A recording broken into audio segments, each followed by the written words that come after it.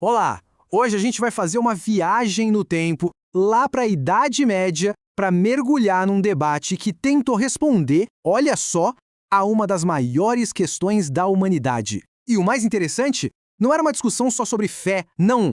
Era sobre lógica. Lógica pura.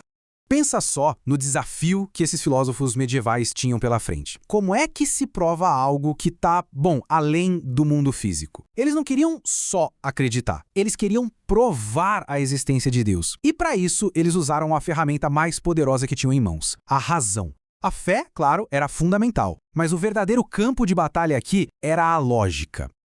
Então, vamos lá. O nosso roteiro é o seguinte. Primeiro, a gente vai entender o cenário dessa batalha filosófica. Depois, vamos explorar os dois grandes caminhos que eles propuseram para chegar em Deus. Aí a gente mergulha de cabeça no argumento de um cara chamado Avicena e, claro, no contra-argumento que veio logo depois. E para fechar, vamos ver como tudo isso explode numa pergunta ainda maior. O que, afinal, significa ser? E por que, sério, essa discussão de séculos atrás ainda importa tanto hoje?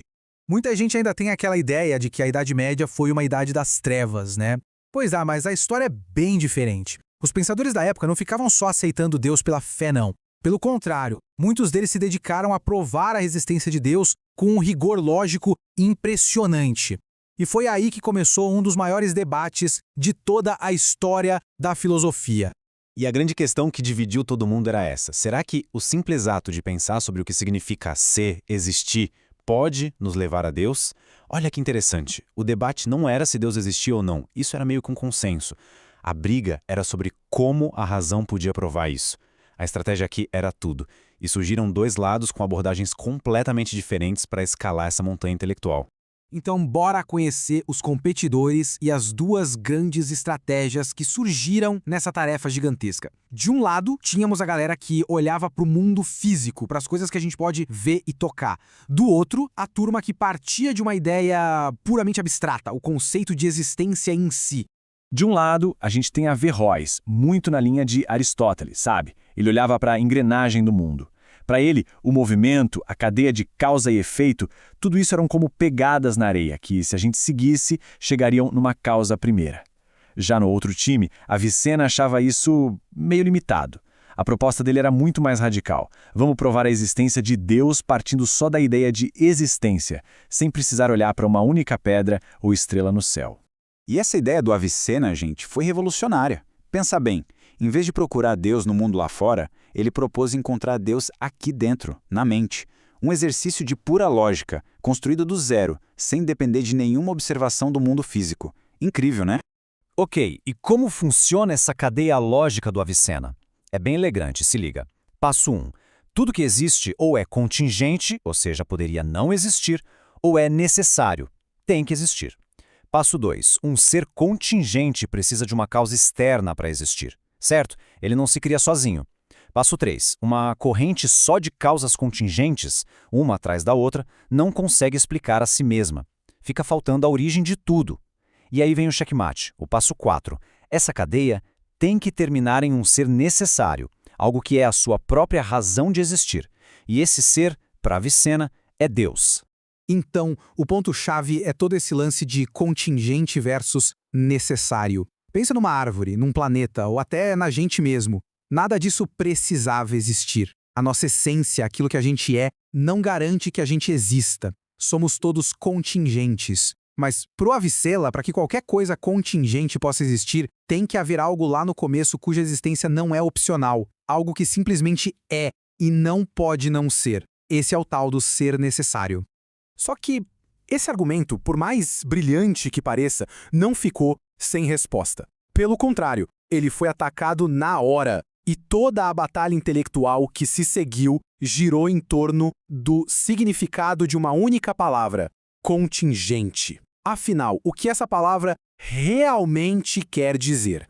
E aqui entra em cena o filósofo Al-Ghazali, que levantou uma questão muito pertinente. Ele disse basicamente, peraí, e se contingente for só um jeito chique de dizer causado? Porque, se for isso, o argumento do Avicena perde um pouco da força. Vira só uma cadeia de coisas causadas precisa de uma causa. O que, convenhamos, não é lá uma grande revelação. E aqui a gente vê o tamanho da briga. Para Avicena, Até algo que sempre existiu, como os céus, era contingente, porque sua existência não era garantida por sua essência. Ghazali já simplificou. Contingente é o que tem causa, ponto. E aí vem Averroes e restringe ainda mais. Verdadeiramente contingente é só aquilo que nasce e morre, que se gera e se corrompe, ou seja, agente. Percebe como a definição de uma única palavrinha muda todo o rumo da conversa? O que a Averroes fez, na prática, foi tentar consertar o argumento para se proteger da crítica de Ghazali. Só que ao fazer isso, ele meio que abandonou a ideia original do Avicena de uma prova puramente metafísica. Ele trouxe o debate de volta para o chão, para o mundo físico. O argumento dele passou a ser: a existência de coisas que acabam, como nós, prova que deve existir algo que nunca acaba, uma causa eterna. Mas se engana quem pensa que a história parou por aí. Essa disputa sobre o que é contingente foi só o começo. Na verdade, ela abriu uma caixa de Pandora, levando a perguntas ainda mais profundas e radicais sobre a natureza da realidade. Alguns pensadores, como Meister Eckhart, levaram a lógica de Avicena até as últimas consequências. E a conclusão que eles chegaram foi, uau, impressionante. O raciocínio foi mais ou menos assim: se a essência de Deus é existir e ele é a fonte de toda a existência, então, talvez a própria existência, o ser com S maiúsculo, seja Deus? Isso, claro, gerou uma nova pergunta. Uma pergunta que dá até vertigem. Se Deus é a única coisa cuja essência é a própria existência, o que diabos é a nossa existência? Será que as criaturas como nós só existem porque participam da existência de Deus? É como se a nossa existência fosse emprestada. Aí o debate foi parar na linguagem. Pensa comigo. Quando a gente diz uma pedra é e Deus é, a palavra é significa a mesma coisa? Dos escoltos diria que sim. O significado de ser é unívoco, é o mesmo para tudo. Mas outros, como Tomás de Aquino e Soares, diziam que não. Para eles, a gente usa a palavra ser por analogia. O ser de uma criatura é diferente, mas relacionado ao ser de Deus. É como a palavra saudável. A gente fala de uma pessoa saudável e de uma dieta saudável. São coisas relacionadas, mas não são a mesma coisa, né? A saúde da dieta depende da saúde da pessoa. Certo? Depois de toda essa viagem, fica a pergunta: por que esse debate medieval, super complexo, ainda importa hoje? O que a gente tira de tudo isso? Bom, para começar, fica claro que a filosofia medieval era tudo menos um período de fé cega. Era um debate lógico de altíssimo nível.